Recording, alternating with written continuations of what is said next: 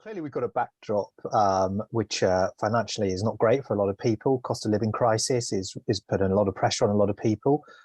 So potentially, people could be over worrying, but I think right now it feels very real. Clearly, we've got a lot of people from the research study that we conducted that are saying, look, I think I'm going to have to work longer. 83% of people think they're going to have to work longer than they anticipated because they think that the financial crisis will have that sort of impact on their retirement savings and when they will be able to give up work. So that's quite a shocking figure. When the financial experts at Wealth at Work conducted their poll of UK adults' attitudes towards pensions and retirement, they didn't expect just how big of an impact the cost of living crisis has already had on the far-flung future.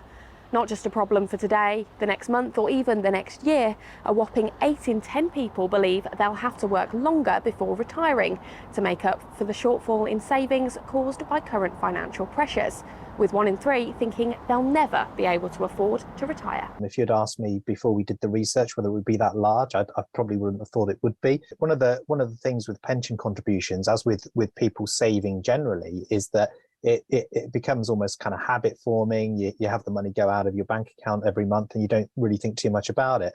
But of course, when things are tight, you then start looking through and saying, well, actually, should I be paying this money? Do I need that money for something else? And the problem is, as soon as you stop making those payments, of course, what becomes habit forming then is not making the payment. And so if you do stop or you do indeed reduce, it's quite important to have some sort of plan as to when you're going to start paying in again. Money saved in workplace or personal pensions can be withdrawn from the age of 55, which many have already been forced to resort to.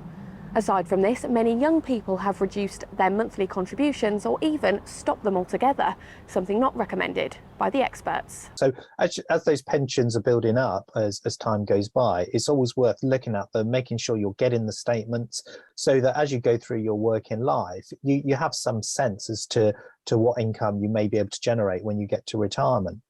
But if you simply can't afford your outgoings anymore, something has to give. Jonathan believes retirement should be a realistic goal for everybody and offers this advice on how to balance your finances to make it a possibility. Look at where your monthly expenditure is going and are there other things where you could save money? And some of the examples that we find are those costs which I guess most people have. So if you think about broadband contracts, you think about mobile phone contracts, those things, if you add those things up over a year, often there's quite a chunky amount of money. And yet people auto-renew them. They don't look at them and think, well, could I save a big chunk of money here? And if that means that you can continue paying into your pension, then clearly that's a win-win.